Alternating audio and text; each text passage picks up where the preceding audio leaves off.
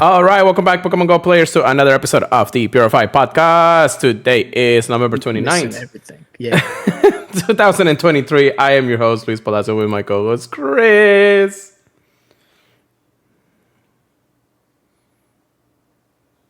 I think... Hey, it's your boy, Pokemon Trigger, please. We're back at it again.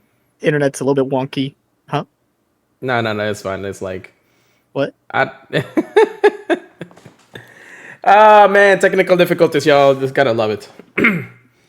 Chris's internet is like the worst I've seen it in a long time.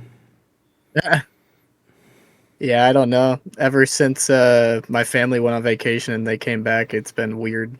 Yeah, they're probably using a lot of it or something. Nah, it was like that when they left, too. I don't know. We'll figure it out. We'll figure it out. Hopefully everything goes good. Zach, thank you for joining us here in the stream. Or in the chat. Thank you so much for being here. But yeah, we got a lot to talk about, Chris. There's a lot of news today, and I'm glad we actually waited into today to podcast it. Just because, you know, the end of the season is here, the beginning of a new one starts. News starts to travel through and through the time and space, so I can actually finally get to this point. And I guess that's the reason why it's called timeless travels, but you know. But anyways, we're here once again to talk about Pokemon Go news, updates, and ranting about the game because we love the game just as much as you do. While Chris's, whole internet starts being unwalking here for one more second, don't forget to check us out at thepurifiedpodcast.com or theprofessornetwork.com/purifiedpodcast. Wonderful people to work with every single time. Hopefully I can get Chris to, check them out every other time. I don't know if he's actually watching or not, but All right, well, I don't know where to start because once again we have a lot of things to talk about, and we're here a little bit early than we usually do, just because I don't know if this is gonna be an hour podcast or an hour and a half podcast, so we'll get to it, I guess.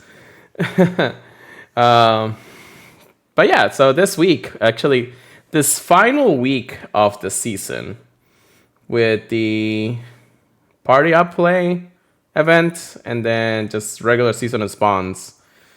How was it for you? How did it feel for you? It's been fun. It's been like a big bridge between each event. That's it? Yeah, I mean, like, I don't know what else to say. I mean, like, it's been a really fun one. Always looking forward to the future, though. Yeah, I guess so. I don't know. I guess we're not super excited because Party Up Play was just basically a recap of the season, and we had a lot of Pokemon that just they weren't shiny. They weren't really too valuable right now. Like the starters from Paldea is cool and all. Some Pokemon here and there, some rays to do, but nothing really to that grabs us aside from just the newer shinies like Solosis or Gatita. Yeah, it was pretty much just a whole repeat event, it felt like. Yeah, and I don't know, but I feel like after doing all of that, there wasn't really no point of having to repeat. I guess it would have been better if they actually just put like a mini event, and that would have been fine until the end of the season. Mm-hmm. We did have the starters showcases once a day, but of course, once you win a showcase with one, you can't put it in the next one, so... I guess it's a good thing and a bad thing. Like a good thing that other people have the chance of actually getting number one, or you gotta hunt for another one anyways, or you just get unlucky. I guess I don't know. Yeah. I mean, I guess you could trade the ones that won with other people that won. Yeah. And then reuse them that way. Yeah. But then you only get 2 uses out of it, anyways. That really depends on a lot of different factors. But yeah. The seasonal vanilla spawns were doing okay. Drowsy finally got to me. Yeah, okay. The wild spawns are actually a lot better. Like today we actually saw 5 different type of dragons in the wild today. It's like, and even a Frigigrass at the end. That was actually kind of insane. Actually got to clear my storage by the end of the week. Yeah. But yeah, nothing to really cough about. I guess we should go ahead and go through our hauls of the last week. What did you get, Chris? 1 second. May or may not be able to order this. Okay. I can go first if you want me to. Yeah, that'd be good. All right. So I guess it started with, we also had Community Day Classic for Marib, which I don't think we had talked about since it's been like a little over a week since we did. Mm-hmm. I know I talked about my 3 shiny Skull Plus. Uh, yeah. I got a Happiny from Adventure 5 kilometer egg, which was kind of insane to get that. I did get a Cobalion from Raid Hour. I got a Gligar, surprisingly, I don't know why. I got a bunch of Mareeps. I think I got like 20 plus Mareeps. Or was it 20? Yeah, it was like 20 plus Mareeps at the end of the day. Mostly because I want to say that I've traded at least 10 of them in the last 2 or so days because of the bonus. So I just trying to get lucky with my friend. He also got a bunch of them. I traded for a Kyurem. Lucky, not anything good. Shiny Kyurem, I guess. And then a Hatch Cleffa. I don't know why and I don't know how. So that's like my 3rd Cleffa too, so it's like crazy. Been your egg week, man. Yeah, I know. It's like hatching all the baby Pokemon, so I don't know why it's been like the thing for me today, this last few days. And then the only other Hundo that I got this week, or week and a half, I guess, is Hundo Cleffa. So just like baby Pokemons all around for sure for me. Aside from that, nothing really else to talk about. I did get a rank 1 Great League. What's my call that? The evolution of Mareep? Ampharos? No, the pre-evolution of that. Flaffy? Yeah. What the heck? I don't know. I don't know either. And I guess I got a good shiny one that I could evolve if I wanted to, but we'll see how it goes. I keep hatching Larvestas. I try for the Dragonite, the Fashion Wake. That's pretty much it. I think the Sableye is good PvP. Yeah, it's decent. That's about it. What you got? Got some decent PvP Pokemon. I'm really excited about getting a really good Great League. I think it's rank 8 for Skeledirge. Really happy about that. I have a Purified Hundo Dratini that I got on Mareep Day. I was pretty happy about, but I don't even know if I'm going to purify it. I think I'm just going to leave it the way it is. It's not like God tier Shadow, but I already have 2 Hundo Dragonites, so like I might make it for a raid team. Who knows? Other than that, Okay. I have gotten. I got more Mareeps than I thought, but I only got a 7 Mareep. I wasn't going hard for it. I did not really care for it much. I'm trying to think when our last podcast was. I'm pretty sure I already talked about a few of these. So I'm gonna start with, I want to say shiny Spinarak, and then I got a shiny Glameow. After the calm day, I got a shiny Scyther.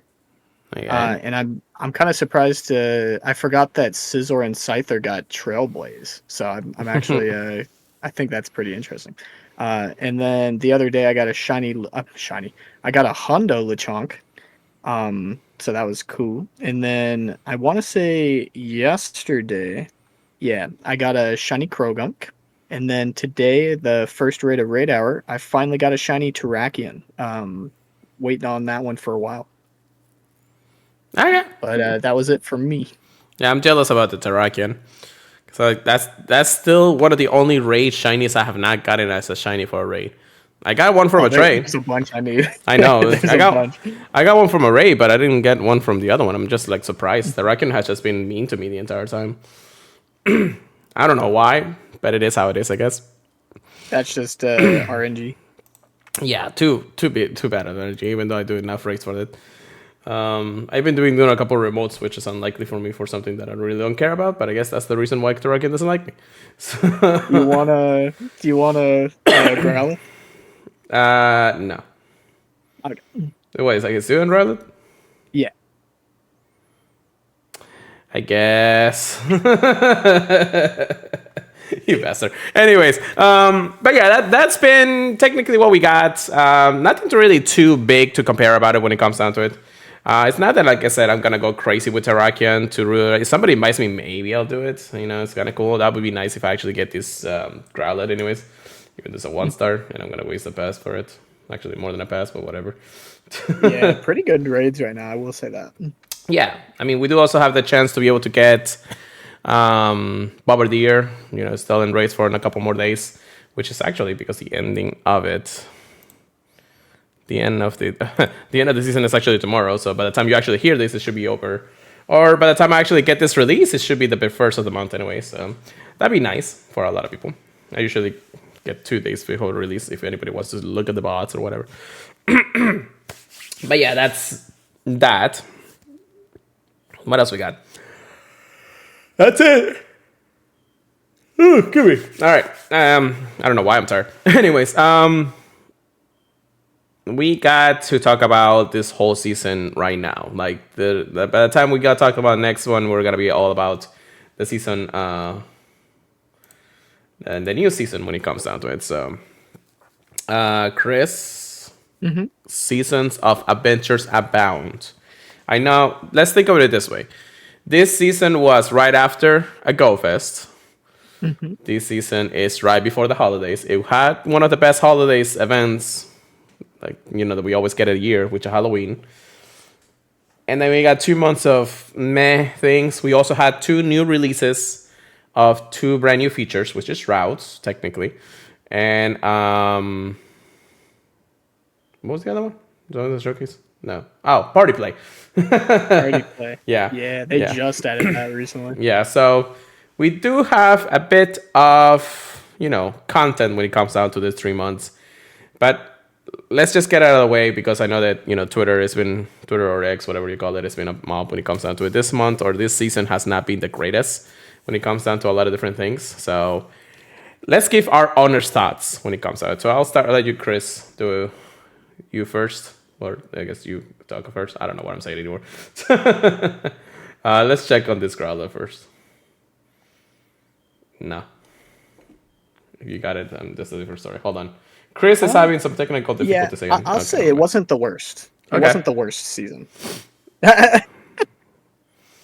Nah, not yellow for me. Okay. Huh? Okay, so you're saying that it's weird. not I can hear you. Yeah, you can hear me, but not I don't know. Yeah, that's funny. Technical difficulties at this. Okay, so Chris, I'll let you, once you actually get your internet sorted out. You say that it wasn't the greatest of seasons, but what else do you have to say about it? No, I'm saying it wasn't the worst. Okay. Yeah, I don't think this was the worst season by any means. What other opinion do you have, though? Is that it? Yeah, I'd say like it was an alright season. I don't think every season has to be God tier. That's true. I think it did its purpose. I will say that. Yeah, I agree. I had a lot of fun with it. I'll say that much. But like, it wasn't the worst season. There were a lot of fun Pokemon, especially shiny releases that got released. Yeah, it could have been. I feel like they could have been nice enough. I mean, it didn't, just like you said, doesn't have to be a God tier season where everything has to be like top notch, top of the line Pokemon shinies and all whatever you guys want to. Also have a shell gun here. I know what the heck. But dragons today. I know, right? But yeah, it maybe a couple of extra surprises would have been fine. It's like, in the end of the day, I believe that the season itself could have been a little bit better for the reason that, if other shinies would have been released, or maybe just a tiny here event from there, it's not uncommon for them to release shinies from a new generation just like that if they wanted to. But they're saving most of the content for other days and things like that. That's understandable when it comes down to it, If we go over too many of the shinies all at once, we are definitely going to basically, run out of Pokemons and run out of shinies before. And this game could literally be dead in the next few months or something like that. It's like one of those things in the end of the day. But, yeah, I think that it was okay. Again, we're coming down from the hype of GoFest all the way down to basically just new features. Hopefully the new features will be technically ironed out within the next few months, this coming season when it comes down to it. We do have, the holidays coming up, so this month of December is going to be nuts, and we'll talk about it in just a moment. But yeah, it's just one of those things in the end of the day. Like I said, at least just like Chris said, I don't think the season was okay. It wasn't the greatest. I don't think it was the greatest. Maybe I'm more influenced when it comes down to a lot of the opinions for other people. Myself included, I think that I wasn't going out like every day to play when it comes down to it. I still do my daily, I still do my chores, whatever the case may be in the Pokemon Go. but some things there just wasn't enticing to do. I didn't, go super hard on Gatita. I got lucky with the Soloses. Marip is another thing, I guess. I always like getting the extra large candy for those. Community Day Whooper was okay, I guess. Even though, Clodsire is one thing. So getting invited to another Terrakion, and I'm going to do it because it is. Raid that Mega Garncha was actually pretty cool. I know a lot of people were really happy about that. Which now that reminds me. Yeah. I wish they did it for more megas, but I think they realized after people actually got excited for megas that, oh, hey, we can save some for raid days. Yeah. Well, when it comes down to it, the Hypers one definitely will be, the pseudo legendary ones. We still have Metagross on the list. We have Lucario. We have Heracross. All the good ones are still coming out. We still have a bunch of other ones that a lot of people don't care about because in the end of the day, they won't do much in Pokemon Go. But we do have things like, the Steel Fairy type with the mouth. Oh, Mawile. Mawile. Yeah, Mawile is one of them. Camera is still another one that's shiny. Or Mega, I think. We haven't a Sharpedo yet either. No. And we have maybe 2 or 3 more in the end of the day that comes down to the Mega Evolutions. Like Gallade and stuff. Yeah, we'll definitely still have to go over the top when it comes down to Mega Mewtwo. Mega Mewtwo is definitely going to be a big event that everybody's going to be playing it like all day long, no matter how much you look at it. Just because it's Mewtwo. But it's going to be interesting how they are actually going to play out the last few Mega Evolutions. And I don't think even with the amount of content we have left, because we still have maybe 6 Mega Evolutions left in the end of the day, that we're not going to have all of it released by next year. If we do, cool. But at that point, we're kind of like, okay, Megas are a thing, but we don't use them that much anymore. We got into the point again where Megas are just enough. It's like, because we actually have things like Groudon or Rayquaza or Kyogre that actually does triple the work from definitely a 1 or 2 megas in the end of the day. It kind of doesn't make sense to actually have them or have other megas at that regard. However, it's still cool to have. It's still a collection. I'm striving to get every mega Hondo possible, if possible, or Shando if I can get it. Unfortunately, that's never going to happen unless somebody gives me another Diancie, which is not going to happen anytime soon. But yeah, I have to work with what I have in the end of the day. So it is how it is, Again, we're going a little bit off track when it comes down to it. But Adventures Abound, again, we'll just leave it as I guess for the full season, I'm going to give it a solid 6. Just even though it had the Halloween event and the Halloween stuff was actually... That's pretty much the only reason why I actually got it that high. I'll give it maybe just a little bit more, maybe add to a 7. But 6 is my ranking when it comes out of 10 at least. But what about you, Chris? What do you think the season would have been for you? I think I'd give it a 7. Yeah. It was a lot of fun throughout. They released some good events throughout. It wasn't anything insane, but I don't know. I really enjoyed playing Pokemon Go throughout these events. I will say that. Yeah, I mean, there's still, moments where Pokemon Go will still be enjoyable, even without the terrifics of things that happen in the world. And again, I just as a content creator, or at least, somebody that puts this type of podcast every day, which, mind you, I got to say something about that too. I look at Twitter, I look at X, I look at Threads, I look at everything that usually just puts out the content of Pokemon Go. And that, unfortunately, a lot of the creators are actually saying is Pokemon Go really just getting to the point where it's not as enjoyable as it was before? Maybe for them, but that's because they're looking at it at the eyes of a content creator. Now, I play the game just as regular almost everybody else. I mean, I do grind a little harder than everybody else. But in the end of the day, I can still come in here and say that I had good events. Just because, I'm playing it on my own and I'm not literally dealing every single day with content in the end of the day, That's what I really like about the podcast world. It's just that I don't have to bring every single day worth of news, because I know that by the time we actually get to the point of talking about news, we're in good shape. And hopefully this is a shiny Terrakion. Okay. But yeah, that's pretty much it. Any other thing you want to add for the season of bounce there, Chris? Uh, no. Yeah, yeah. Okay, cool. I mean, Nah, that's good I enough think it's reaction when it good. comes down to it. Well, I tried to catch this Terrakion here, just because it is good, anyways, or trash, whatever the case may be. We actually gotta say before we actually move on to our top research topics, which is again all the seasonal news for next month and next season and all that. I want to actually give a shout out to everybody who listens to the podcast. On Mondays, I get a notification from our feed where people actually go and listen to our podcast in podcast services fees and everything, and how many downloads each one of it is. Recently, I mean, because of how the content is and how we're releasing the episodes every now and then here and there, we get in between.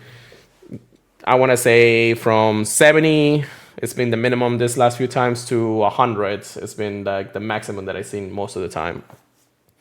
Last week, we have over 400 downloads. And I was surprised when I saw the email. It's like, what, what happened here? Like, and I saw like our numbers just skyrocketed. So you guys make this possible because we are here. We talk about things. You guys want to listen to us. And again, you guys can reach out to us at any point. If you want to talk to us, we have emails, we have Twitter, we have Discord, we have a lot of different places where you can reach us out to us and share our story and things like that. But in the end of the day, I want to say a genuine thank you to all the listeners out there, everybody who downloads the podcast at any point, listens to everything that we do, everything, and all our rants because we love ranting about the game. But yeah, again, genuinely thank you. I'm really thankful for all of you. Then, I'm gonna keep saying that for now for a while. But yeah, keep listening. We're gonna be here. We're not going anywhere. We may be late in a couple of weeks, but hey, that's because that's how content is at the end of the day. So, with that being said, let's move on to the cheap research topics of the week, or I guess the months, because we got a lot of months going through. The load. The load of stuff, y'all. All right, so brand new season of Timeless Travels, and let me actually get you guys' view here for it. So yes, season of Timeless Travels is here. They posted a cool little video. I'm actually gonna share it. I'm gonna make sure that it's not super loud for y'all. But it starts with the Hisuian starters, which is cool because we wanted them for a while. Timeless Travels. If we get copyrighted, I'm sorry. So, Community Day, catch up with Community Day. We have Community Day, weekend coming up this next month. It says catch up with old friends and new. I guess raids, routes, a new NPC.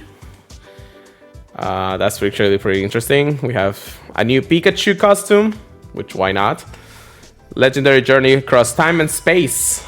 We got Wordier, Student Starters, Shadow Ho-Ho, and of course the Rocket Balloon. It says connect the past to catch the present, or well, catch the present. I guess that's how you say it. But that's not the last thing on the trailer.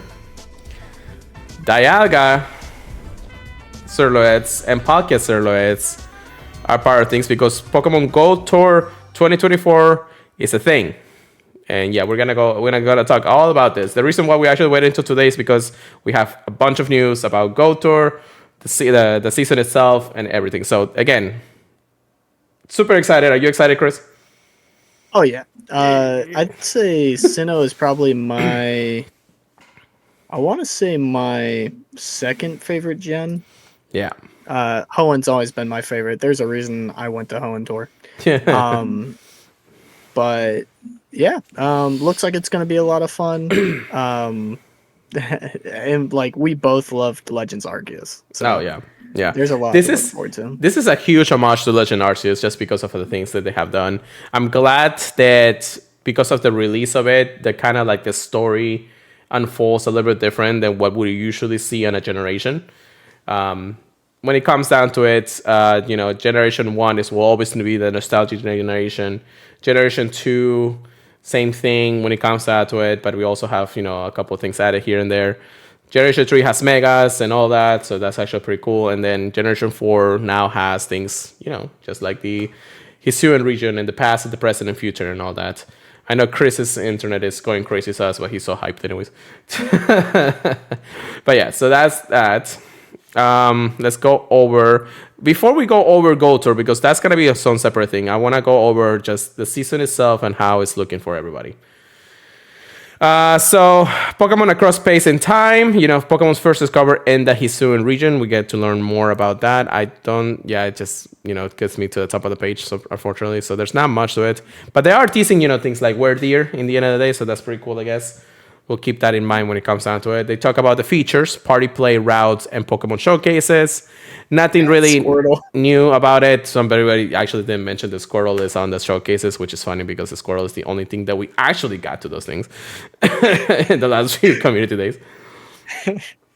It's hilarious. I don't know what they're doing anyways. Seasonal highlights. So Timeless Travels Expedition Access. So it says right here, provide provision for the travels ahead. At the start of each month in Timeless Travels, trainers will be able to purchase a new ticket experience that includes bonuses and time research. Throughout the Pokemon Go Timeless Travels, you'll be able to come across Pokemon found in Hisuian region, stock up on items like incubators, and then you'll be sure to check the in-game shop regularly. You never know what wares and wonders may find. They do talk about the community days. We actually know about the community day dates for the rest of the 3 months. We have the catch-up community day, which is the 16th and 17th of December. That's all past 2023 community day Pokemons, divided into 2 days, split up in a way that, if you didn't get one, you get another one anyways. January 6th is another community day. January 20th is going to be a classic. And February 4th is going to be a community regular. So we're getting a classic right off the bat of the new year. It's going to be, of course, by the end of the month anyways, but still. If I say anything more, the month is going to really just go too fast at this point, and we're going to be in the second month of January, or the second month of 2024. New theme stickers are available. This is actually pretty cool because it's the winter-like stickers and all the winter-type Pokemon out there. Yeah. We do have a lot of events that we're going to catch up on in just a moment.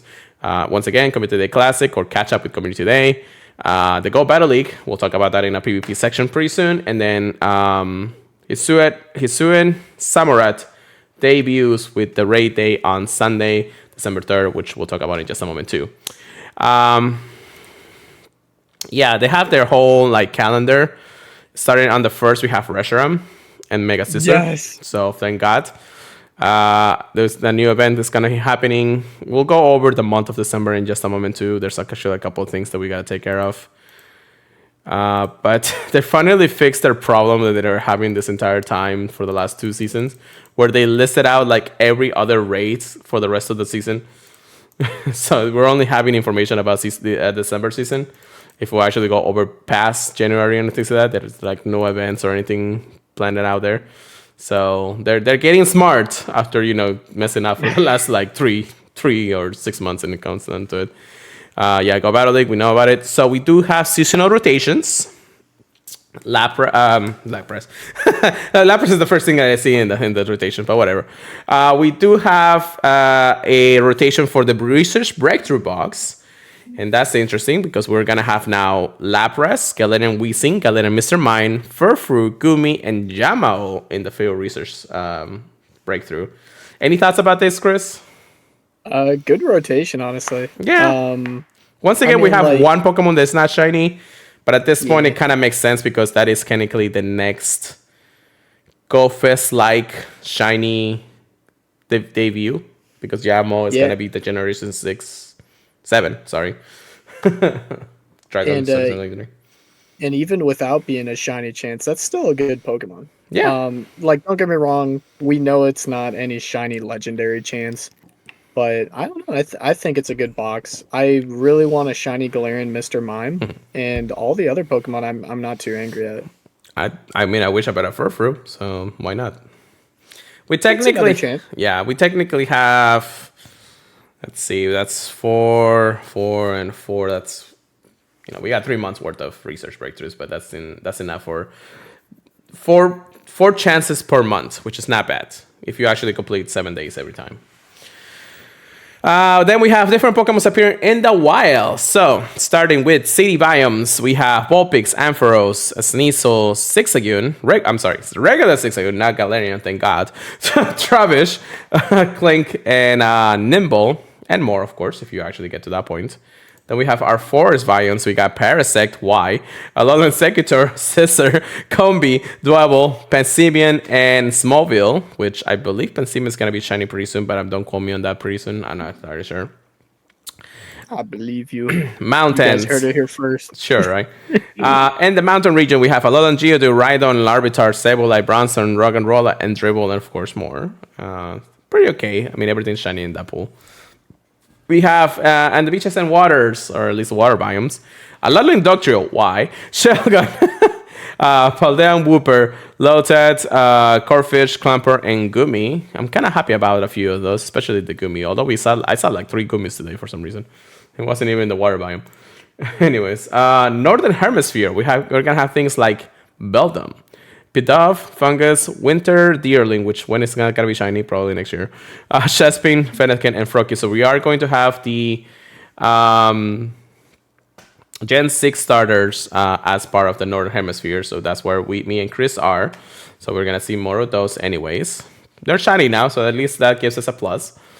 And in the Southern Hemisphere, we'll have things like Trico, Torchic, Mudkip, Skirmish, Starly, Gibble, and then Summer Deerling. So, again, this part of the rotation is kind of like, It kind of makes sense to have a couple of extra, starters here and there. But, once we get through so many starters, there's really no point. I don't even click on starters anymore. And if I do, it's just shiny checking. Yeah, it depends. Like, there's a few I like to get extra large candy for. Yeah. Yeah, it's still okay when it comes down to it. We finally have, and thank God, we have an egg shake-up starting next season, which I'm glad because I am getting tired of hatching this Amaras and everything from the eggs. 2K Kilometer eggs, we have Pichu coming back, Tyrum, Smooshin, Togepi, and Smallville. Pretty good chances. I like those. Hey, don't forget about the and more. And more. You might still hatch some more. Oh god, the Moras is actually on 10Ks, but we'll see how that goes. 5 kilometers, Elekid, Magpie, Sprigatito, Fuecoco, Quasley, and Pomni. So kind of like I'm okay getting the starters Hondos before the community days. So hopefully we'll get those. At least I will get those when it comes down to it. 7 kilometer eggs, a little bit of a head shake up. We do have Alolan Sandro, Alolan Geodude, Alolan Grimer, Paldean Wooper, which is okay. But not a lot of people want that anymore. Trash. So trash. Nobody was gonna open up 7K eggs anymore these days. There's no point of it. 10 kilometers, Stratini, Beldum, Carbine, and Frigibask, and more, because I'm pretty sure Larvitar or Larvesta is in each one of them. But yeah, this is actually pretty good because now we have like a couple of pseudo legendaries. Although I don't think I want another Shandu Dratini at this point. So I don't know. Unless it's that shadow one, but we'll see. Then Adventure Sync rewards. So the 5 kilometer eggs are going to hatch things like Cleffa, Riolu. Oh, Riolu in the 5 kilometers. That's actually pretty nice. Tortuga and Archon. I don't know. I mean, I got a shiny Cleffa from it. And I don't know. That's the only thing I hatched from those. Anyways. And then 10 kilometers, we do still have things like Bagon, Dino, Gumi, and Rockruff. I really do wish that this one had a little bit stronger potential. Just for the reason that it is a 10 kilometer egg after walking 50 kilometers per week. It's kind of like, why? Why this ones? They should give us like stronger rewards when it comes down to it, just because the enticing of it. I mean, yes, there are pseudo legendaries, plus I don't know if Rockruff is going to be in regular 10K eggs anymore. So that's actually pretty nice. It's interesting that they're kind of pushing that into a different type of tier. Yeah, I mean, even if Larvesta was like a 3 rarity instead of a 5 rarity out of the 10 or something like that. I don't know. We'll see. We'll see. And then what everybody wants to know is the seasonal bonuses for this next 3 months. So we're all going to have guarantee extra large candy from trading Pokemons, an extra candy from trading Pokemons, guaranteed to receive a rare candy XL from in-person raid. So that's actually pretty good. So that means that we'll at least get for any raid for that reason. Oh no, it says 5-star, right? Yeah, it's a 5-star. Never mind. Don't quote me on that one. Anyways, anyways, increased experience for a 7-day Pokestop spin streak. If you're looking for experience, this is actually a very cool thing. And increased experience and Stardust from a 7-day Pokemon catch streak. I'm always doing my Stardust and things like that, so it doesn't really matter. But that's because I might keep my eye out on what I catch now, though. Yeah, because if you catch Like try to stock up like an Audino or something, or Chimeco or something. That will be nice. Because that streak plus that in the first catch and everything, that gives you a lot of Stardust and experience. So keep an eye out for the rest of the season. That's usually how it is. I am going to miss holding that many gifts in my inventory though. So that's gonna be going away this actually by the end of tomorrow. So that's actually insane. I wish that was permanent, but what it is. So that is the whole season overall. We still have more to talk about here. But yeah, that is. How excited are you for this part of, or the whole season itself? Looks like it's gonna be a good one. I mean, I like the theme. I can't think of many people that don't like Legends Arceus, and it seems like that's pretty much the foundation of this one. Yeah, But I don't know. We'll see. I like the shakeup. There's a few things that are kind of but overall, a lot of fun things to hunt. Yeah, definitely for sure. Yeah, I'm just looking through Twitter real quick when it comes down to it. So hopefully I'm not missing anything. The rabbit hole. I know, right? All right, so let's talk about some events that are happening in the month of December. But first and foremost, I'm actually gonna go to Twitter/X and go through the new season or December content update. So we don't call it the dump of news anymore, and I forgot to put this on the on the podcast notes, but whatever. We do have the content update for December. Looks like the featured Pokemon for December is going to be Vanillite, and it's gonna have a shiny chance. So that's pretty cool. So I guess as soon as the season starts, go hunting for it. And this infographic is a lot different from the ones they previously did. So it's going to be a one at a time kind of deal. So December, we have our legendaries for the month. I mentioned before, Reshiram from December 1st to the 9th. Sekrom from the 9th to the 16th. Kyurem from the 16th and 23rd. And then Regigigas from the 23rd to the 1st. I guess they don't want to give us that much, hype for the end of the year. Then we have our Megas too. Mega Scissor from the 1st to the 9th. Mega Altaria, which Chris once more, from the 9th to the 16th. Mega Babasno from the 16th to the 23rd. And then Mega Galai. Mega Galai. Yeah, Galai. That one with the big mouth. Anyways, December 21st to January 1st. Any thoughts on these raid bosses, Chris? I'm not gonna lie. Completely missed him. Reshiram, Sakuram, Kyurem, Regigigas. Oh, hands down. Great lineup. I need both Reshiram and Zekrom. Me too. Need them Hondas. The other two, yeah, they're really good dragons. The other two, cool, but not like the only reason to really care about Kyurem is because I know there's going to be something that they will do once the fusions comes in. And the way that they're actually releasing some of the things, like think of it this way. We had Primals in Gotor Hoenn.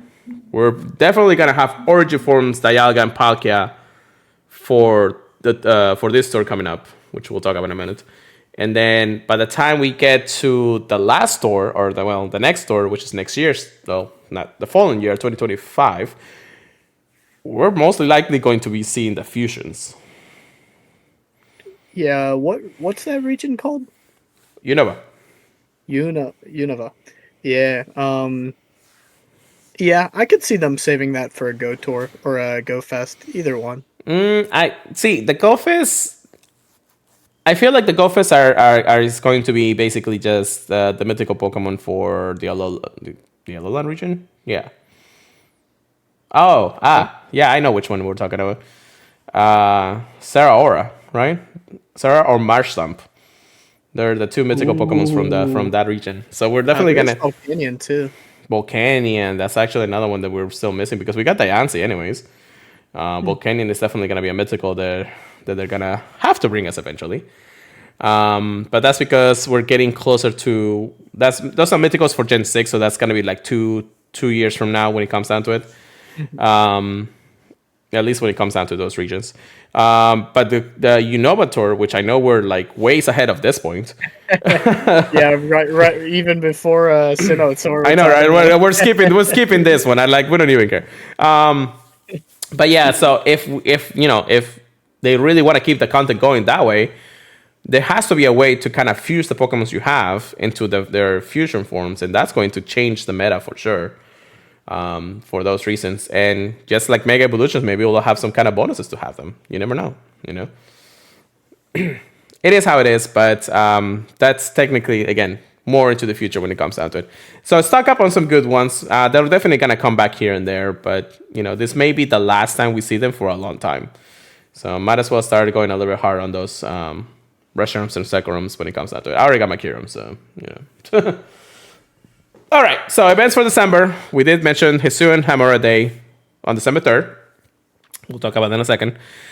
December 5th to the 8th, we have a new event called Along the Routes. More route play, I guess. I'm not sure what they're really cooking, but we'll probably have more information most likely by either Friday or Monday, because they want to release some information by then, hopefully. So we'll talk about it next week. Or by Sunday, unless you guys want to listen to another podcast by Sunday. December 9th, Catch Mastery Ice. Have we had anything like this before? Catch Mastery? I'm trying to think. Maybe only for the 151. I don't know what else though. Interesting. All right. December 11th to the 15th, we have something called the Adamant Time. I guess we're going back to the past. I mean, there is a character named Adam. Adam and time, something with time. I don't know. December 16th to the 17th, we have December Community Day. Recap when it comes down to it. And then the start of the Winter Holiday Part 1, starting on the 18th to the 25th. Happy Christmas, everybody. Or Merry Christmas, I guess. December 23rd, we have Raid Day Word Year. Thank God they're doing a Raid Day a couple days before the 24th. Or a day before the 24th, because I am not going hunting the day on Christmas Eve. I may be working that day, so I'm going to start actually do them and then do whatever else I need to do, because that's the last Christmas shopping I'm going to probably be doing anyways. Then we have the Winter Wonderland, the 23rd and the 24th. So I guess that we have a mini event in between. And I guess they don't consider, people who actually celebrate Christmas Eve to Christmas Day. But I don't know. I thank God they're not doing really anything a lot on Christmas Day. But they are, starting the event of Winter Holiday Part 2 on the 25th to the 31st. So, just eat my words right here. A lot of interesting events. I'm actually a little bit excited. I know the Winter Holiday Part 1 and Part 2 definitely are going to carry this month for sure. The Winter Holiday sounds fun. Adamant Time seems interesting. Along the Routes, I don't know what they're really thinking, so I'm not entirely 100% sure on that. And then, of course, everything else is just simple as easy when it comes out. They're just day events in the end of the day. Now that I got Chris back, what do you think about this? Looks like a lot of fun. I'm always excited for the Christmas time of Pokemon Go. Usually, the Halloween event is my favorite. I didn't do too crazy in the Halloween event, but it's still always fun. But very much looking forward to this one. Yeah, definitely. And then they do mention the raid hours for the month of. I know we have more actually, but the raid hours, of course, Reshiram starting on December 6th, Sekorum 13, Kyurem on the 20th, and Regigigas on the 27th. That's every Wednesday, of course. We will go in ham as much as I can for those. We do have the announcement that Shadow Zapdos comes back in raids during the weekend of December. So he disappeared and then came back and then disappeared again and then came back again. I don't know what the heck is going on. But we do have him for 1, 2, 3, 4, 5 weekends actually. So that's actually pretty good for the month of December. So if you didn't get your Shadow Zapdos before, it is time to get them now. So go get them, y'all. They tried to catch up with Articuno. I know, right? And then we got Spotlight Hours. Spotlight Hours starting with December 5th, Phoebus, with 2 times catch candy. Chris? I finally got my shiny on my own, but that is always a fun one. Yeah. We got Seal. That's Seel. So the Little Gen 1 guy. Transfer Candy, 2 times Transfer Candy on December 12th. Snorunt. Again, this one has a Mega Evolution. So that's pretty cool. And of course, some PvP viable Pokemons too in the Great League. which is frostless. So 2 times evolution experience if you're ready to evolve them. And then Vanillite ending the month in December 26th, so right after Christmas, with a brand new shiny chance, y'all. 2 times catch Stardust for Vanillite. And then, of course, it says right here, soon buy the in-game shop for Expedition, and that means Expedition, access December ticket. Excited and excited. I actually kind of excited with a few of this, actually. That's a crazy lineup, honestly. Yeah, except for Seal, maybe Seal. But you know what? I keep forgetting. Seal also has some play. Like, almost everything has some play in here, if you think about it. Yeah, Dugong got a drill run or something. Something like that. I can't remember. Drill run. Yeah, it has drill run, which is actually insane for that Pokemon too. Phoebus is always welcome because, I mean, you know, Milotic is also a pretty cool Pokemon to catch. Benelli being a brand new shiny, Snorunt having a Mega and a PvP battle Pokemon. I don't know. This month is actually stacked up. I may actually go every single Tuesday out. So that's wish. That always work. He wishes. Just go run the Gold Plus and put it in the sun. That's everything. So walk through my bro, around. What is with these Bagons? Like Bagons, Shelgon? Am I gonna see a Salamence next or something? Anyways, so yeah, that is the month of December content update. What do you guys should say? But let's talk about, and I know I'm not giving Chris too much time to talk about it, but I feel like his internet may not be too, so sorry about this, Chris. Nah, I appreciate it. Yeah. But then we are going to talk about Samurott. Hisuian Samurott debut in Raid Day event, so stay sharp. The first of the 3 starters from the Hisuian region. I can't say words today. But yeah, so it's time to celebrate the Hisuian region pass with a Raid Day featuring Hisuian Samurott. Only time will tell when Hisuian Samurott will return. So make sure you catch this opportunity to kick off the new season. Prepare the party for a formal challenge, which I don't know how formal it will be because it is a Hisuian Pokemon, or at least a starter when it comes down to it. With party play. Anyways, party power, I guess. Yeah, I guess that's one thing. It says keep your team close. Trainers something tells us they won't be the last Pokemon originally discovered in the Hisuian region to make an appearance. Yeah, you kind of already gave us like everything that you need to know for the rest of 3 months. All right, so Hisuian Summer Raid starting on Sunday, December 3rd from 2 p.m. to 5 p.m. local time. Hisuian Shiny Samurott will be in his debut. If you're lucky, you will get a shiny one. I don't know. Okay, so one thing that actually they mentioned is that if it's going to be able to learn its community, they move from regular Samurott or not. A lot of people are speculating that it can, but I think the data mines actually didn't. So we'll see how it goes. It should have a different moveset too, I feel like. At least I can't remember Samurott getting any dark moves. Yeah, but it should have his signature move. I don't know. Ceaseless Edge or whatever. Yeah, something like that. That would be cool if they actually have that. They may see some play in the end of the day. It is a dark type move, right? Yes. Yeah, so. And the ability in Legend Arceus will set as spikes when you use it. I think if you use it in Scarlet and Violet, it does something else. I'm not entirely sure. Yeah, I can't remember. Let me check. Yeah. While you do that, we're going to go through the event bonuses. Receive up to 5 additional free raid passes from Spinning Focus Gym Photo Discs. Increased chance of encountering shiny Hisuian Samurotts. The remote rate limit will increase to 20 instead of 10 or instead of 5 from the Saturday, December 2nd at 4 p.m. to Sunday, December 3rd at 7 p.m.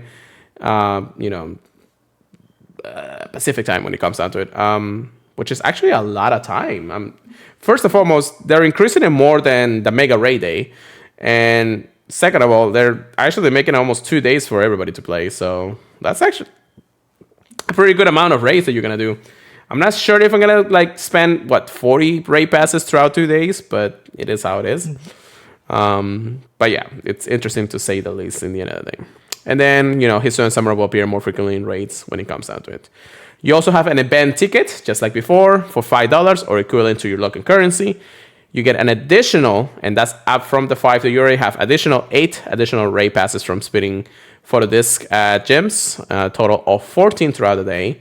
You get 50% more experience from raid battles, increased chance of getting rare candy XL, bullshit, and then 2 Stardust from raid battles in the end of the day. So, yeah, it's at raid day when it comes down to it. You get a lot of bonuses. You can pay for more bonuses, and you get a chance of a shiny Shando in the end of the day. Did you find anything about that move, Chris? Yeah, even in Scarlet Violet, it still lays down spikes. I think the only thing that's different is it doesn't have as high of a chance of landing a critical hit. Okay, yeah. But I am interested to see if they have any secondary effects in Pokemon Go, or if they're even going to give us it at all right away. Well, if we are talking ways of making sure that the Pokemon itself is losing a little bit of health at some points, and I lost Chris here, so sorry for all the noise here. They're probably going to maybe have a chance of lowering the defenses, if that were the case. If like just like a lot of the moves that they do now, the move itself in Pokemon Go can still do like the equivalent ability to it. Layer spikes, meaning that every time a Pokemon comes in, their health goes down for a little bit. So instead of that, give us like maybe a 10% chance or a slightly percent chance of actually lowering the Pokemon's defenses when it comes down to it.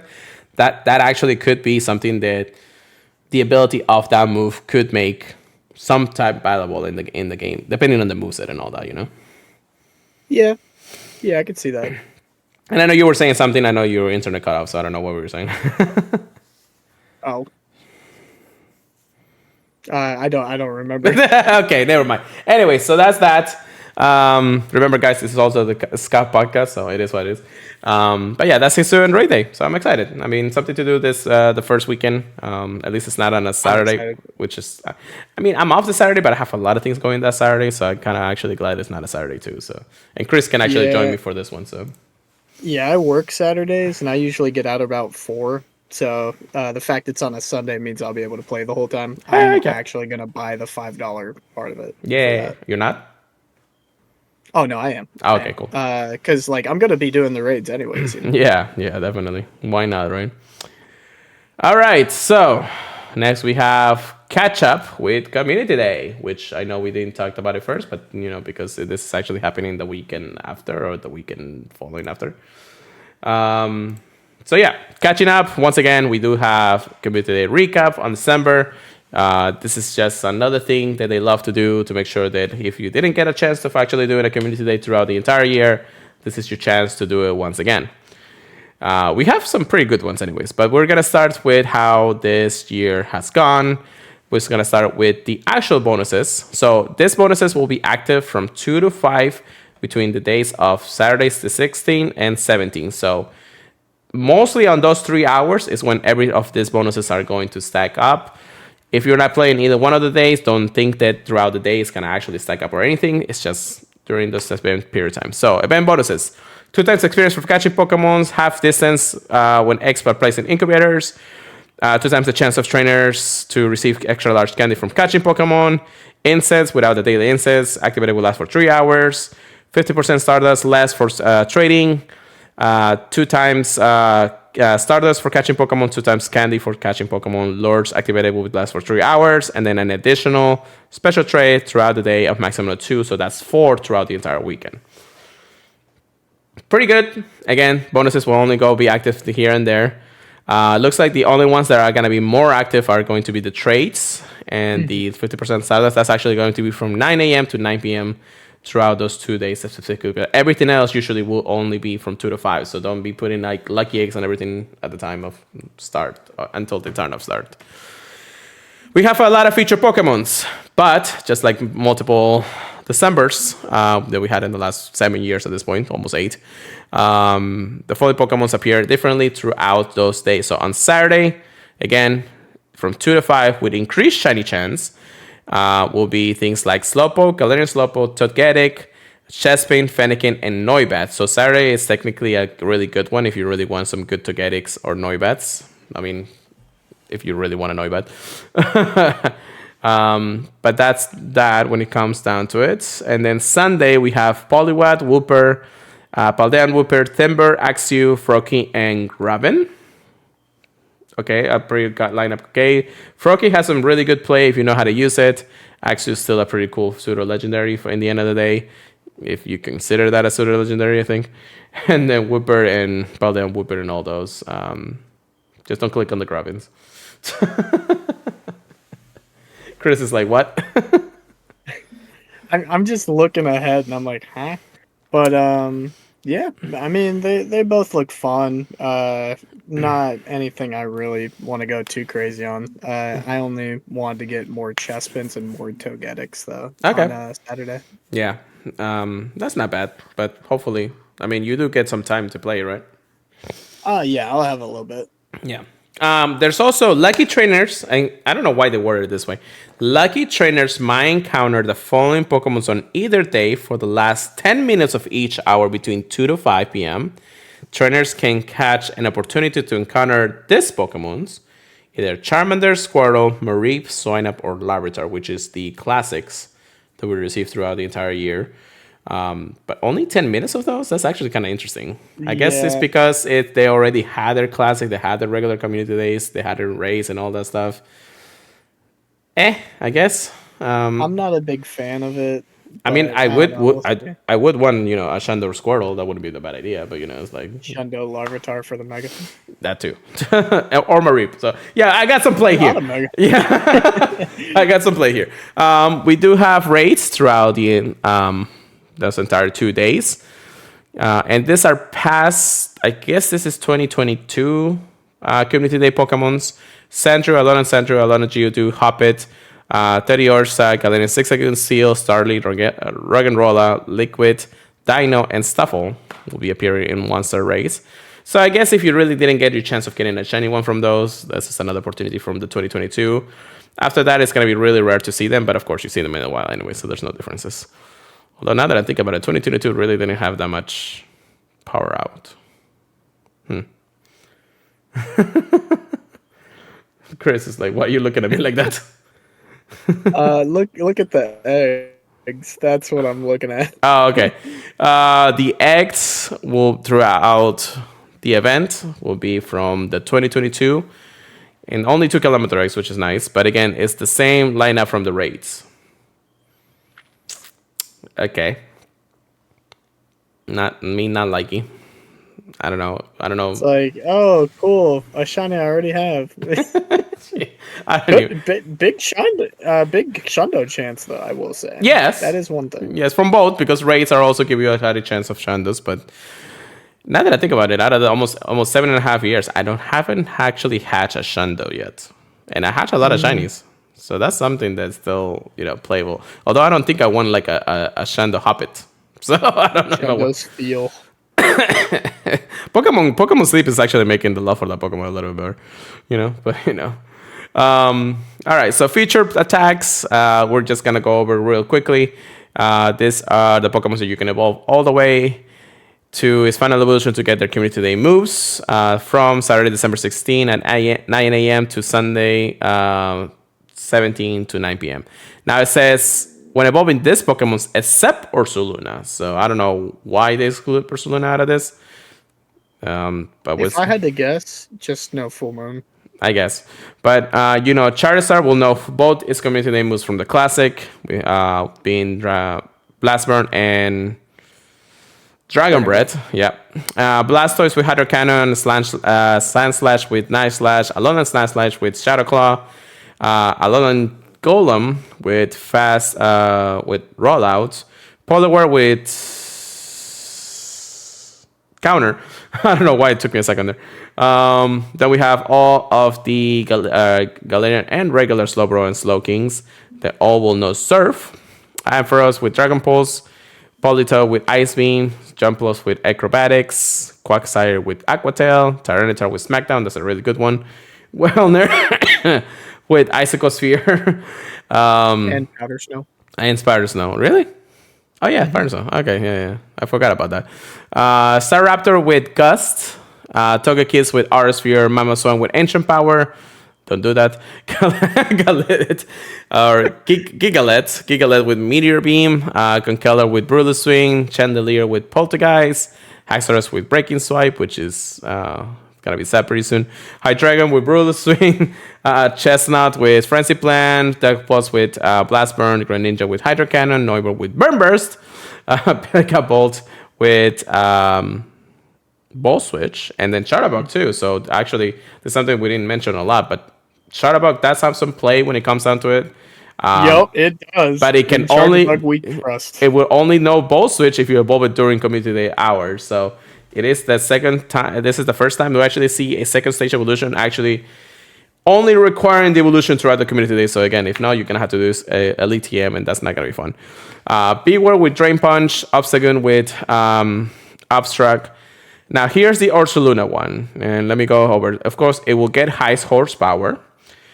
The full moon will be in the sky from 2 p.m. on a Saturday, December 16th to 6 a.m. So basically the night of. On Sunday, December 17th from 2 p.m. all the way to the end of Sunday at 9 p.m. So only those specific times. I guess they're just looking to it. Interesting. So 2 p.m. to 6 a.m. on Saturday, and then 2 p.m. to 9 p.m. on Sunday. So you got a stronger chance if you actually just, do it after 2 p.m. or something. And then finally, a Clock Sire with Mega Horn, which nobody uses anyways. You also have the Community Day Special Research Story, December Community Day 2023, $1 or equivalent to your price of local currency. And then, of course, this will probably mean that you have to catch almost everything from day 1 and day 2, depending on how it goes. Time research will be available to reward you things like King's Rock, Manic Lures, and encounters with feature previous Community Day Pokemon from 2022 and 2023. Field research will be encounters with the Pokemon's featured through 2023, stickers, and showcases. That's it. That's Community Day Classic. So yeah, pretty interesting. Again, if you did miss on one, on a few, then this is your chance to redeem yourself. Make sure you know which one of them are. We get closer to it. We'll give you a little prep guide, maybe recap just to make sure that which days you really want to play. But yeah, I really don't have much stuff of it because I do believe I play every single Community Day known to man. So known to man. Known to man. But yeah, any thoughts, Chris? Yeah, looks like it's a lot of fun. I'm not gonna worry about eggs too much, but whatever I hatch, I hatch. Yeah, me too. It's whatever. Really, I mean, 2 kilometer eggs throughout the event, and then half distance, I guess, whatever hatches in the other day. All right, so that's catch up. And then the biggest other piece of news that came out today, and one of the big reasons why we're here today, is the Go Tour. So Go Tour information is here. Chris is yawning for the crap of things because his internet is crazy. But yeah, it is how it is. So Go Tour Los Angeles 2024. The Sinnoh Tour is here, and information, or at least some piece of information, has been released, which I'm actually okay about it. But again, the destination may not be one of those things. Next year is going to be a lot of interesting stuff. So all the things have to fall into place for this kind of thing. But we'll go over when it comes down to it. So Pokemon Go Tour Sinnoh in Los Angeles comes to Los Angeles, California, February 17th to the 18th. So mark your calendars, request your days off. You got through almost 3 months to plan this.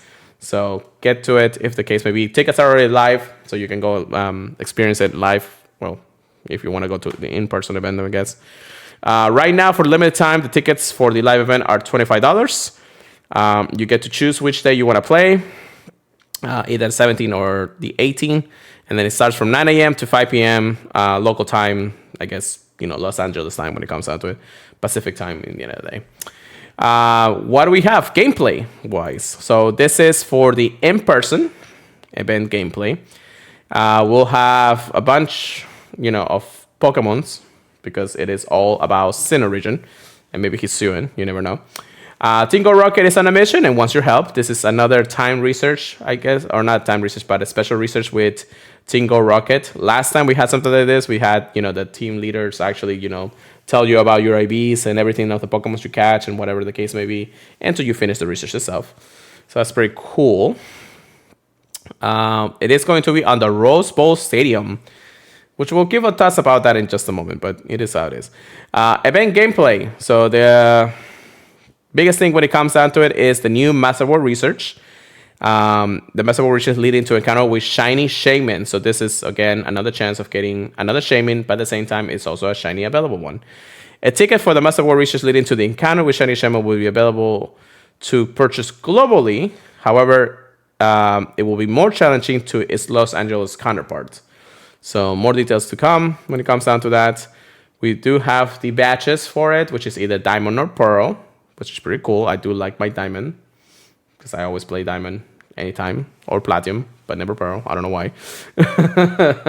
But, investigating into that, you choose either one and you get a cool badge. Although I'm kind of liking the Pearl option. I don't know why. It just looks a little bit cooler. We do have shining surprises. So things like in 2KX, Chingling is going to be appearing. Another Pokemon from the 5KX, which is a mystery. I'm not sure why. And then Stunfisk. And then we have the 3 regional Pokemons from Generation 4. The Sinnoh, Carnivine, Pachirisu, and Chatot will appear in other 10km eggs, which most than likely are going to be shiny available, just like they mentioned. Which I'm kind of surprised why the 5K egg one seems interesting, but we'll see how it goes. Mm-hmm. Then we have raids. We have 5-star raids will be Dialga and Palkia. If at this point, if you don't know, we're probably gonna have the origin forms for it instead. So this is just placeholders. And then the 1-stars will have Tortic, Chimchar, and Piplup. We're just gonna go with the 5-stars. I mean, nobody's gonna care about those at this point. I'm probably gonna get if I go there, but then anyways, we'll see how it goes. We also get the chance to add a raid lover add-on to your events to get more free raid passes, up to 18 per day, plus of course, whatever the case may be. Demo at the house. I know, right? So we have special Pokemon appearing in the wild, and we have our not rotating, but our habitats for the in-person event. The Entangled Ruins habitat will encounter things with Pikachu with a Dawn hat. And the image shows as a male one, so I don't know what they're going to do about that one. Tangela, Eevee, Mischievous, Nosepass, Roselia, Duskull, Turtwig, Kricketot, Planburmy, Plumburmy, Combi, Cherubi, and Bronson. Cool, and more. Then we have the Seaside Metropolis. So basically just Seaside. Pikachu again with the Donsat, Magnemite, Porygon, Ralts, Piplup, Starly, Bidoof, Trash Club Burmy, Weasel, East Sea Shallows, West Sea Shallows, Drifloon, Glameout, and Finneon, which at this point there isn't really any new shinies in that Porygon. The only reason Porygon is there is because of his final evolution, which is, a Gen 4 evolution at the end of the day. We do have the Bubbling Mire, this time with the Lucas Hat Pikachu. Then Apon, Yanma, Gligar, Shinx, Cranido, Shieldon, Sandburmy, Stunky with a brand new shiny, Gibble, Hippopotamus, I guess, Scorpy, and Crognut. So, and more. Again, if you see a misplaced like Apon and Yanma, it's because they do have an evolution at the end. So they will evolve because they are Gen 4 evolutions. And then we have the Hot Mountain Springs. Again, Lucas has Pikachu will be there. Lickitung, which has an evolution. Rhydon has a final evolution. Magmar has a final evolution. Eevee, Togetic, Murkrow has a final evolution. Sneasel has a final evolution. Swinub has a final evolution. Snorunt has a final evolution. Chimchar, I don't have to say anything about that. Bernie and the Snover will also be appearing on those. So a lot of repeats, but again, everything will be shiny available throughout the event. Only a few technically are left for Gen 4 to be shiny in the end of the day, but that's how they are. And then instance encounters. So if you put an instance throughout the event, in the in-person event, you get things like H, I, and O, and S, which should spell out Sinnoh in the end of the day. We do have X, and this is interesting because I hope that they give us the chance of each one of the eggs, because there are a lot of them in the legs when it comes down to it. So, 2km eggs throughout the event. Bidoo, Chingling, which is the brand new shiny, Ponsley, Mine Jr., Happiny, which I got a shiny already. Munchlax, I haven't had that shiny. Riolu and Mankind, I haven't had that shiny. So a lot of good ones in the 2 kilometer pool. I'm actually liking about that. I'll let Chris talk in a second. 5 kilometers, Stanky and Gibble. So it's nice that Gibble is in a shiny available in 5 kilometers. And then, of course, the 10 kilometers will have Pachirisu, Chatot, and Carnivine. Thoughts on this, Chris, before we continue on? Yeah, eggs look superb. I'm looking at the little note underneath because I was nervous about walking in the stadium. But hopefully, they got plenty of Pokestops. I'm sure they will. And then all I can say is you got to keep moving if you want to hatch these shiny eggs. Yeah. So you'll be rotating through a lot of the habitats. But before we actually talk about the actual location, because I know that we have a lot to talk about there, more exclusive in-person experience. So Sinnoh Snapshot, take a snapshot during the event. Turtwig, Chimchar, and Pimple wearing the Lucas or Dawn hat may surprise you. So these are actually new shiny available. I think they were shiny available when they were there, but those hats, it's been a while since we've seen them in those. That's probably the 1-star raid too. Yeah. I don't think they had the hats. Oh, yeah. It's probably the 1-star too. Oh, God. I don't know about that yet. You're like, maybe I am spending more money. Oh, God. No. I don't know. Legendary photo opportunities. So encounter Uxie, Mesprin, and Axel in the wild during the Sinnoh adventure. Plus, if you take a snapshot of one of them in the wild, you encounter another one with them. So it's not uncommon in the end of the day because the Lake Trio has always been technically available in the wild. They're incredibly rare to find, so you can never find them unless you actually go looking out for them. But even then, your chances of encountering one is probably as bad as getting a random shiny unknown out in the wild or something. It's like a Galarian bird, I feel like, too. Yeah, it's something similar to it in the end of the day. And the field research will have a boosted chance of receiving field research featuring Pokémon originally discovered in the Sinnoh region, including Turtwig, Chimchar, Piplup, with the Lucas and Dawn hat. I know, I'm sorry, Drowsy is just wanting to go to sleep now. So we still got a lot to talk about, and we haven't even gone through the full experience. We also have a tale of mischiefs and misdeeds. So it looks like Spiritomb is gonna have another chance of getting kind of thing. But it says spin 10 of the 108 special Pokestops scattered throughout across Los Angeles County and Orange County for encounters with Spiritomb. This time research story will be available to all ticket holders, trainers beginning Friday, February 16, and then kick off the weekend with some mischievous fun. And do note that the time research will expire at the end of Sunday, February 18 at 8 p.m. local time. Interesting. It kind of makes it seem like we're going to have more chances of actually encountering Spiritomb. Hopefully that will tickle over to the global, but we'll see. I'm not sure, but that's interesting to say the least. Hopefully it's just not one encounter, probably more than that. Nah, it sounds like it's going to be like Spinda, because they say spin 10 stops. I think it's going to be 1 per stop. Okay, that's okay with that. I'm okay if with I had to guess. It might be like 11 altogether, but I don't know. Yeah. But the total of at least 10, yeah. Okay. That's what I think, yeah.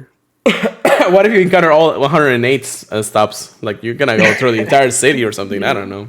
No, remember Las Vegas, you had to spin specific Pokestops to get the Spindas? Or Kecleon. I think it's just going to be like that. Yeah, something similar.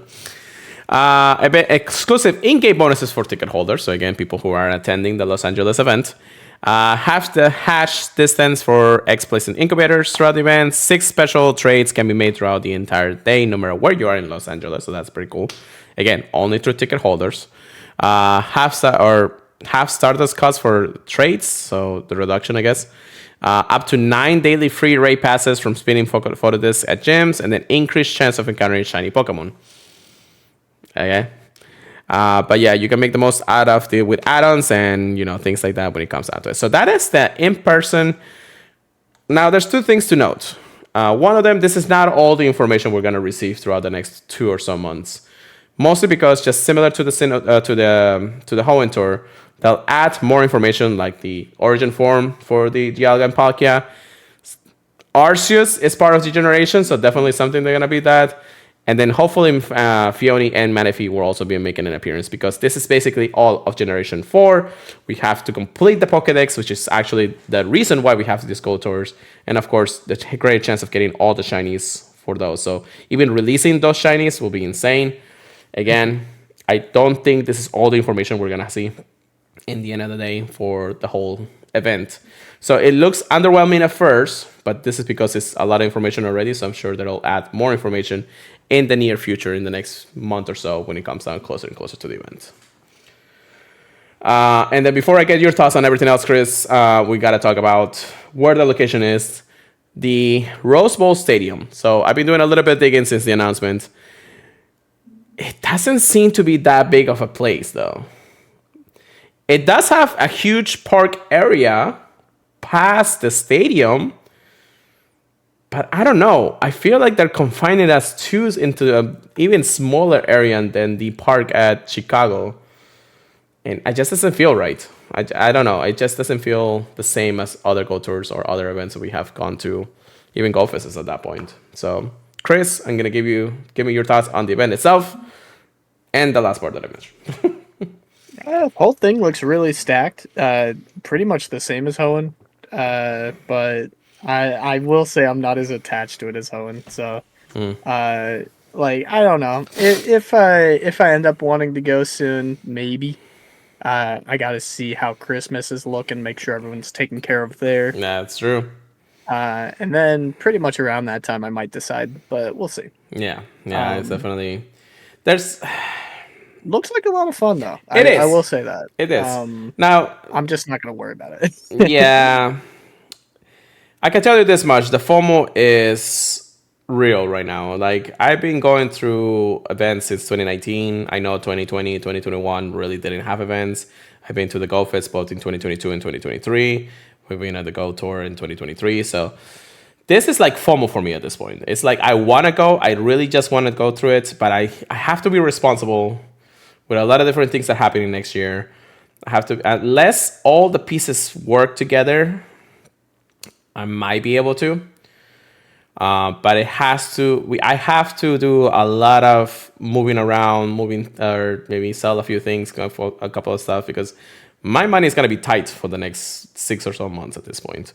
Not to be secretly, but I'm not going to tell basically the entire world what's going on. But money is going to be tight for the next 6 months for a lot of reasons. And I don't want to actually spend on a trip that, if at best, just by looking at how I looked at plane tickets and hotel tickets and all that, if I can get between that, like I said, between the plane ticket and the hotel ticket, if I can at least only spend up to $600 combined between the two, maybe.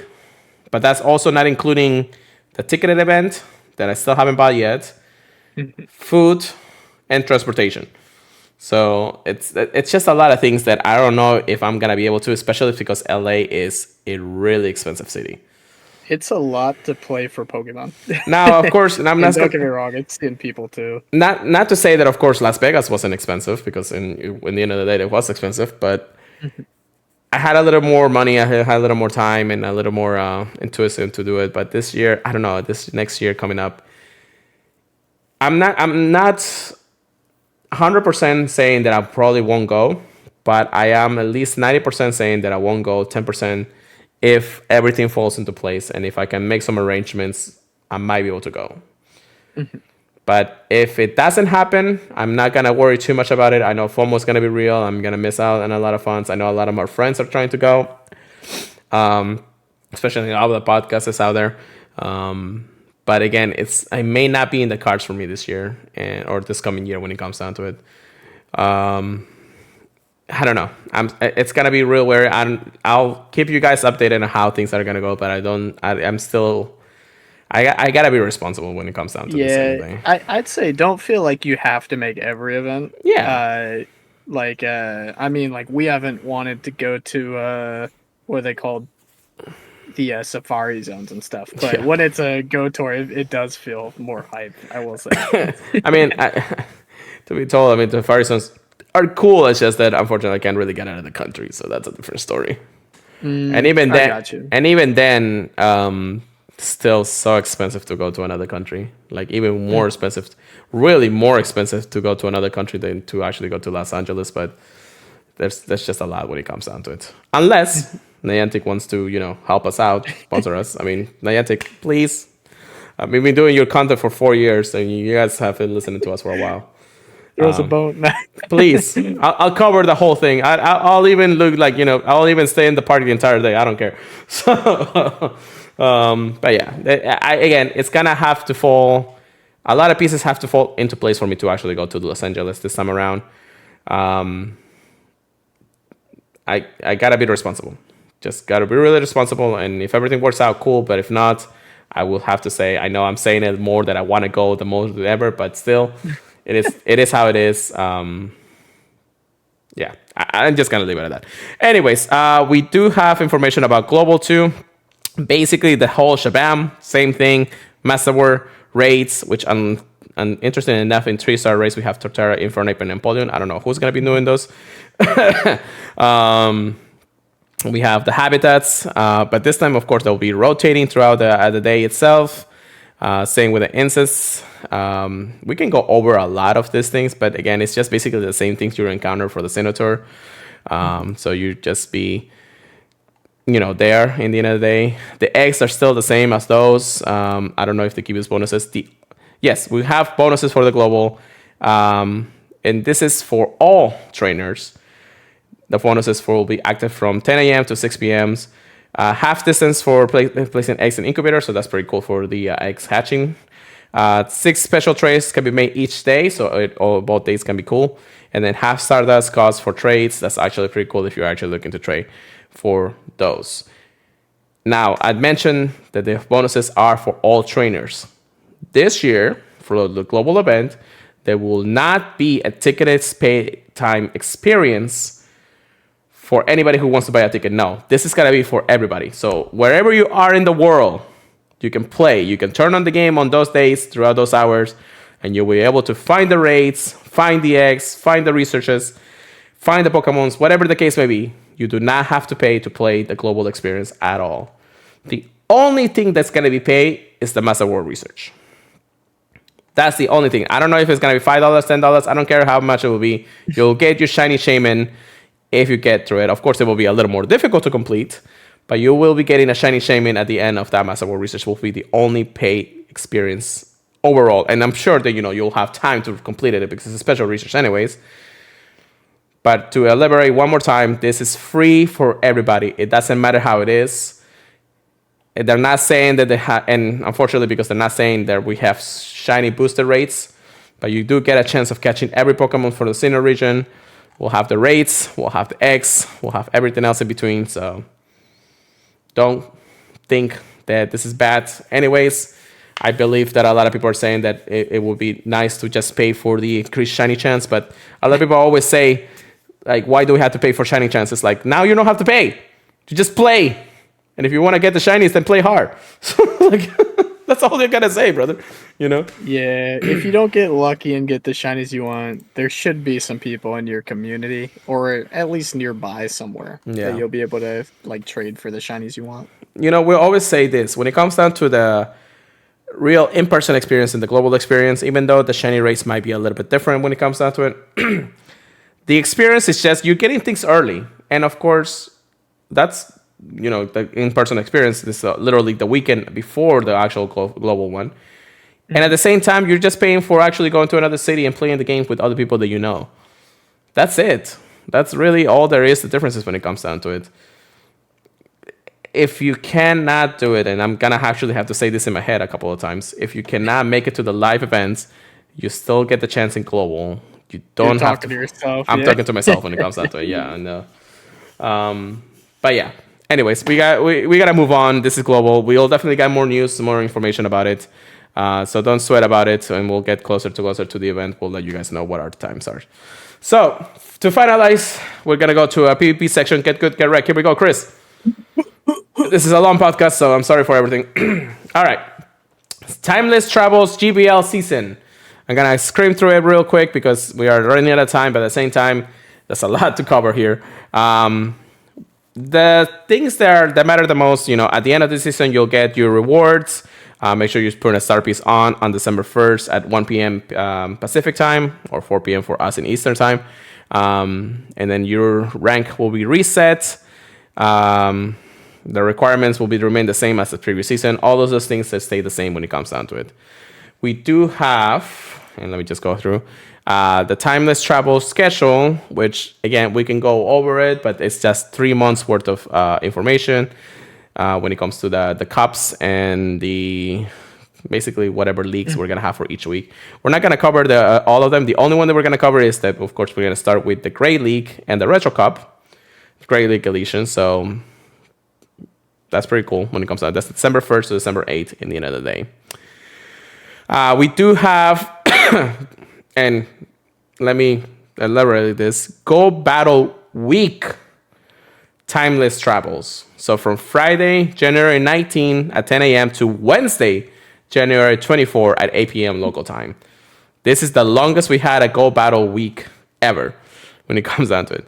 Bonuses, 4 times Stardust for win rewards. Maximum sets you can play throughout the day will increase from 10 to a total of 50 battles from 12 a.m. to 11:59 p.m. local time. Again, this is from all the way from Friday to Wednesday. That's a lot of time to do 50 battles per day. Free time battle time research available. Rewards includes the Igno style hat. Paid battle team time research. Start with Stardust rewards, all those things. If you are really an active Go Battle player, Go Battle League player, in the end of the day, you really want to get those rewards. But, it is how it is when it comes down to it. And then the active league throughout this week.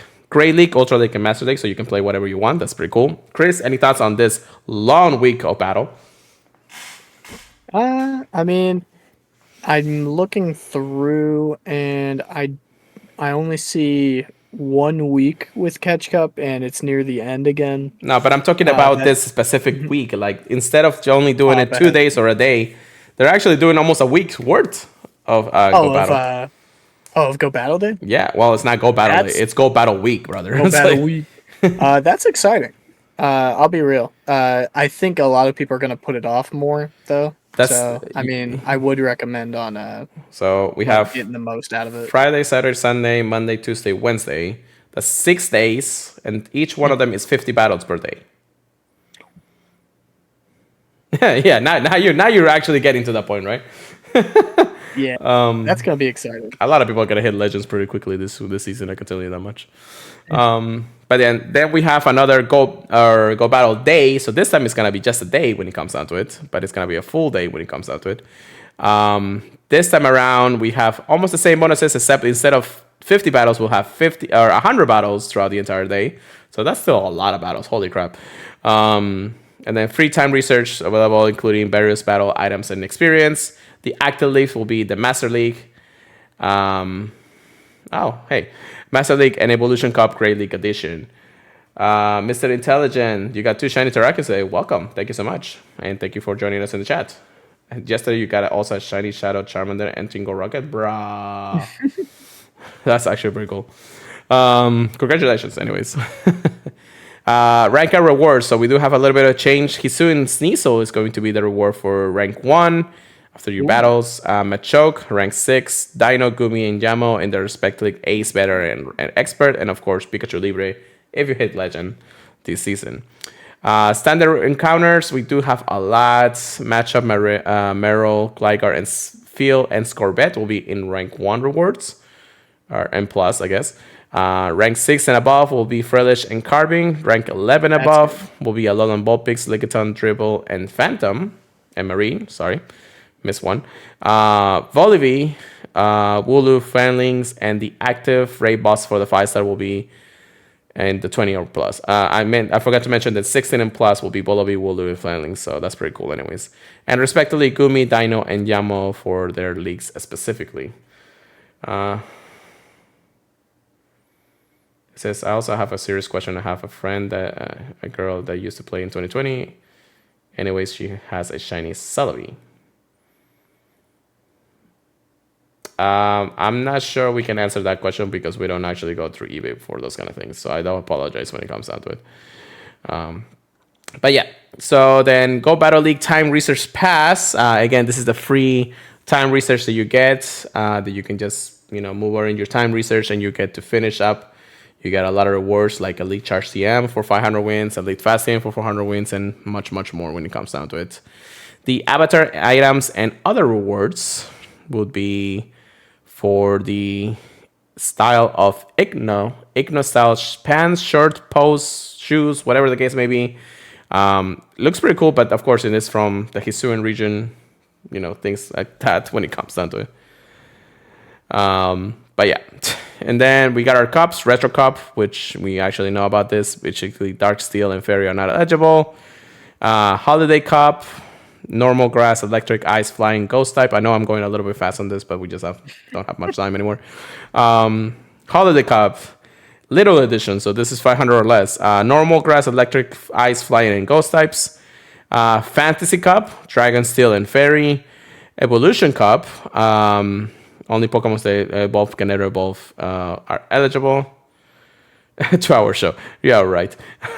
Hisuian Cup, only Pokemon found in Pokemon Legend Arceus Pokemon are eligible, which is interesting because there's not a lot of them. Actually, there is a lot. It's basically the whole Sinnoh, but just with Hisuian added to it. So interesting to say the least. Great League Remix, we have a lot of bands. The notable ones will be Wigglytuff. I don't know why Carbon is not part of it, but I guess Carbon hasn't seen a lot of play. I don't know if it will be Reign Supreme when it comes to... Carbon hasn't seen a lot of play? I just fought one. Never mind then. Catch Cup Timeless Great League Edition. Only Pokemon caught during the Timeless travel seasons are eligible, and nobody literally likes this anyways. And then the same thing, but the little edition, so that's even worse. So from December 1st to December or March 1st will be the Pokemon eligible for those battles.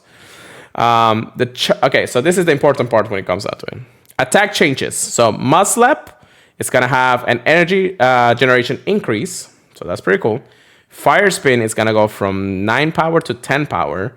Incinerate, a lot of good ones from this one, from 15 to 20 power, so this is actually going to do a lot more damage. Blaze Kick is going to go from 55 to 60.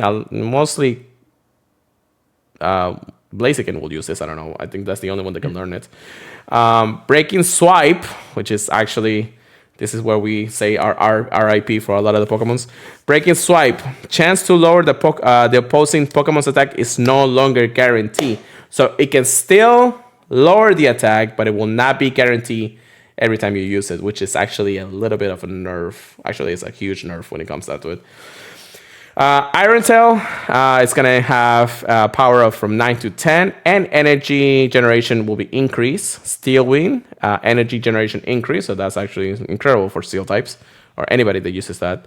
Astonish is going to go from 5 to 9 power. That's also pretty cool for a lot of the Ghost types or Ghost users.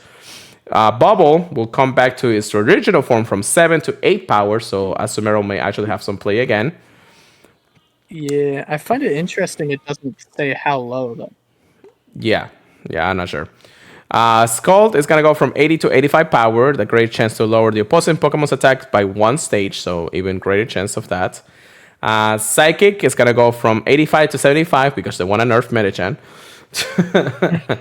And then we have a lot of Pokemons that are going to start using a new ability attack. So I'm just going to say the names, and this is what they're going to learn.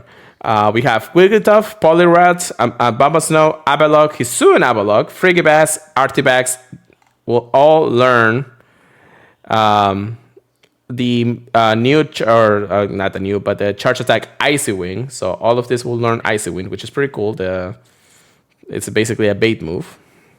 Then we have the Dene will only be able to now learn Parabolic Charge. I don't know if that's good or not. Then we have Alolan Raichu, Alolan Meowth, Alolan Persian, Aridos, Catnia, Catner, Oranguru, Gradient, Nimble, Lokix, Smoville, Stoville, and Arboliva, I guess. They will all now be able to know the charge attack Trailblaze. Interesting that a lot of the Pokemons will now be able to learn a grass type move, especially electric types and all that. I don't know why. Then we have Alolan Sandslash, Delibird, Starly, Staravia, Staraptor, Rufflet, Braviary, Hisuian Braviary, Fletchlinger, Talonflame, Vikavolt. Will all know the charge attack Fly. A lot of them are actually really potential on this, especially Staraptor. But even Alolan Sandslash is going to have a release. That's actually like a lot of versatility to that Pokemon. I don't know why they're doing that. Talonflame is really going to benefit from it, though. And of course, the Incinerate buff. But we'll talk about that when we get to it.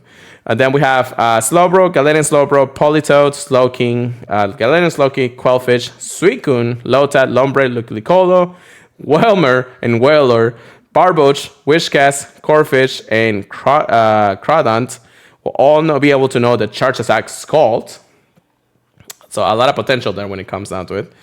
Especially the Whelmers, but even things like even Suicune can actually maybe see some play now because of Scald. I don't know. Will depend on a lot of different variables. Bigorot will now be able to learn the charge attack Rock Slide. That's actually pretty cool because Bulldoze we never get to a Bulldoze every now and then. Toxicrow and Polyswine will now be able to learn Shadow Ball. This is actually huge for Toxicrow, just for the reason that, Toxicrow will be able to learn Shadow Ball, and then Polyswine will be able to learn Astonish.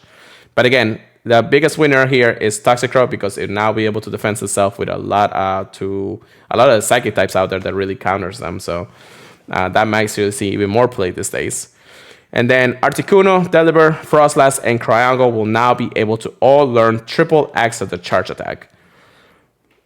Interesting to say the least, because but that's a lot of Pokemon's learning a lot of moves. What are you excited about that, Chris? How excited are you about that, Chris? Yeah, I agree. I saw how Stark was really happy about Shadow Ball. Yeah. How excited? Very. I am always excited to see the move changes. Yeah, definitely. Definitely some things out there to keep in mind. How strong am I gonna be in GBL this year? I don't know. Or this season, we'll see how it goes when it comes down to it. Yeah, I barely tried this year. I didn't even make 2750 chugging, but we'll see. It's like I haven't even got into rank 12, so yeah, we're fine. We're fine here, guys. We're fine here. But yeah, so in the end of the day, that's a lot of things when it comes down to it. But yeah, that's a lot of information. I can tell you that much. We have done it. I think that's everything that we have to cover. I think the last thing that we can mention is that there is a new loading screen. If you restart the app, now we see things like, Drampa, the Hisuian start, or the Hisuian Pokemon's Pikachu again. Psyduck, I guess, is going to have a community day. I don't know. But yeah, so, wow, that was a lot. And again, it's usually how the season goes. So any thoughts about the whole season, the whole news, the whole thing, GPL, anything that you might want to say at this point? Get hyped. That's all I'll say. A lot to get ready for. A lot of it, I don't know how excited I'll be till the event actually happens. I'll be real. Yeah, that's for sure. That is for sure. But it is a new season. It is time to change it up, and we'll see how it goes. So yeah. We'll get the closer we get to new events, the better. But we'll talk about that when we get to it in the next podcast in the end of the day. So, or the following podcast. We're also, nearing our 4-year anniversary. A few weeks from now, or not a few weeks, but a few months from now, actually. We started in February, so 4 years. It's incredible that we actually could. That is, we're saying. Again, I do want to thank everybody who always listens to us. I know that I kept saying that our numbers are up because of you guys, but keep doing what you guys do. Keep listening to us if you want to rant. I know we always have, hear and think in the end of the day, but thank you so much again in the end. All right, so we're not going to check in our sleep, mostly because we actually we went over 2 hours at this point, I think. Or an hour and a half. I don't know. I got to have a lot to edit here. But once again, thank you so much for everybody for listening to the podcast. Here live, if you guys are here right now, thank you so much again. But you can always listen as podcast services fees Apple Podcasts, Google Podcasts, iHeartRadio, Spotify, and Amazon Music. Any of those places. Thank you so hour much. and a half, hour 40. Yeah, something like that. And many other places. If you can leave us a review, we would greatly appreciate it. Don't forget to follow us on our social media, the Purified Podcast. We post things there. So, I mean, things for the podcast. Pure Let It Go, I usually be there because that's my main Twitter or X, whatever the case may be. And then PKMN Trigger Please for Chris with a Z at the end. Purifiedpodcast@gmail.com if you want to listen to us or want to share with us some cool constructive stuff. Just email us there. Join our Discord. It's free for anybody to go out there. And then, of course, don't forget to check us out at thepurifiedpodcast.com, the Professor Network. With that being said, Chris, send us away for the night. All right. If I don't get cut off, We'll see. I hope you guys have a fabulous time. Get ready for the Christmas time. Get ready for the hype. Get ready for time and space to collide. And we'll catch you guys next week where hopefully we got even more news for you. Peace out, guys. Keep purifying them. Keep being timeless. We'll see you guys next time.